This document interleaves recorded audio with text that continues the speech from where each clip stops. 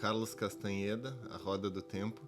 Um guerreiro pode escolher permanecer totalmente impassível e nunca agir, e comportar-se como se ser impassível realmente lhe importasse. Ele também estará certo agindo assim, porque isso também seria sua loucura controlada. Quando ele fala aqui em loucura controlada, ele está falando de um comportamento não usual, uma atitude consciente, digamos assim, na qual ele não age de acordo com a regra estabelecida socialmente, o status quo. Ele age sim de acordo com o que ele considera ser a conduta na qual vai fazer com que ele tenha uma maior consciência, uma maior percepção das coisas, ele consiga se identificar com o seu espírito, né? Com o seu eu consciente. Essa é a loucura controlada, né? Então, de acordo com ele, ele pode inclusive escolher não agir ou escolher agir de formas, entre aspas, estranhas, desde que isso condiga, isso tem que condizer com a sua filosofia da conduta do guerreiro, né? Mais um pensamento, agora, Pensamentos para Aspirante no Caminho Espiritual, de Sirihan. O homem é um indivíduo, mas também parte de um todo vivo, um ser palpitante, radiante, cujas influências, para o bem ou para o mal, devem ser despejadas nas vidas de outros e as destes recebidas na sua. Ele não pode evoluir exceto em relação com seus semelhantes. Olha que interessante. Às vezes, quem nunca viu no vidro do carro, né? Sai fora olho gordo. Então, esse olho gordo, na verdade, ele está querendo dizer influência dos demais, né?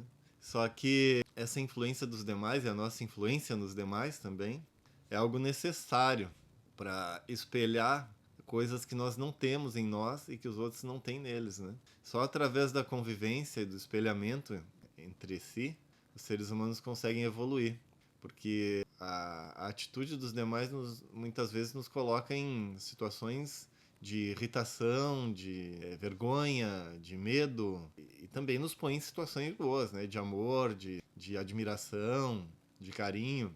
Todas elas são necessárias. Inclusive ontem eu estava vendo numa aula da Sociedade Teosófica, né, no canal da Sociedade Teosófica do Brasil, no YouTube, e ali dizia que quando um discípulo se torna um Shela, né, que é um discípulo dos mestres de sabedoria, é como se a energia do mestre fosse um adubo na qual todas as suas potencialidades boas e más afloram. Então aí também começam muitas provas, né, no sentido de que essas coisas que estavam embaixo do tapete, nossos vícios e defeitos, também afloram, junto com as potencialidades das virtudes e poderes latentes do homem. Então, o que Srihan está tentando dizer é que nós precisamos que não só as coisas boas aflorem em nós mesmos, mas também as coisas ruins, porque em algum momento a gente tem que jogar luz nessas coisas ruins e lidar com elas, superá-las, né? Superar essas coisas. Então vamos para o terceiro aqui. É um conto zen, da Monja Coen. Águia Azul. Todos os mestres e todas as mestras zen procuram por seus sucessores. Sua missão se completa quando encontram uma ou várias pessoas capazes de levar adiante os ensinamentos da tradição, sem adulterar e sem se fixar. O mestre Daigo Kyogen, 1943 a 1027, da tradição Soto Zen, na China, não conseguiu encontrar um herdeiro do Dharma durante sua vida. Assim, confiou a seu amigo da tradição Rinzai, o monge Fuzan Hoen, 991 a 1067, a tarefa de encontrar um herdeiro do Dharma para ele. Fuzan Hoen se tornou um grande professor na sua linhagem e era conhecido como Mestre Zen Enkan. Certa noite, Mestre Enkan sonhou com uma águia azul. Na manhã seguinte, um monge apareceu em seu templo.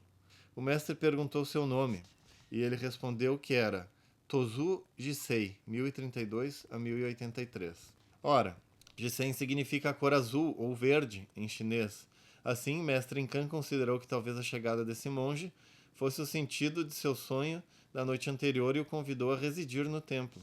Depois de 3 anos, o mestre fez uma pergunta a Tosu Jisen.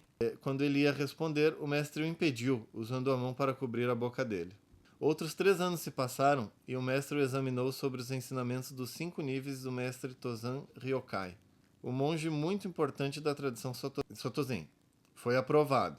Sendo assim, Mestre Enkan passou a ele o manto de discípulo e a tigela que pertenceram ao seu amigo Daio-kyogen, tornando-o herdeiro do Dharma e direto sucessor de seu falecido amigo. Esse foi o único caso na história do Zen em que o mestre morreu antes de transmitir o Dharma e que um amigo fez por ele a transmissão. Por isso, Tosu Jisei foi honrado com o título de Myozoku Daishi, o grande mestre da maravilhosa continuidade.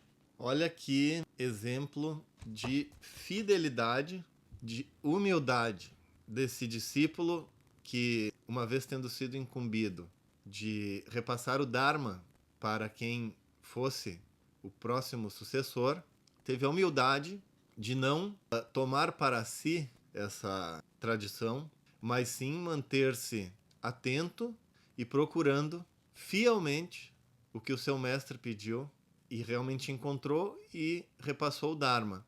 Na verdade, esse mestre intermediário, que achou para o seu mestre o próximo sucessor, nesse período em que ele estava procurando o próximo sucessor, o que ele foi de fato? Ele foi o sucessor.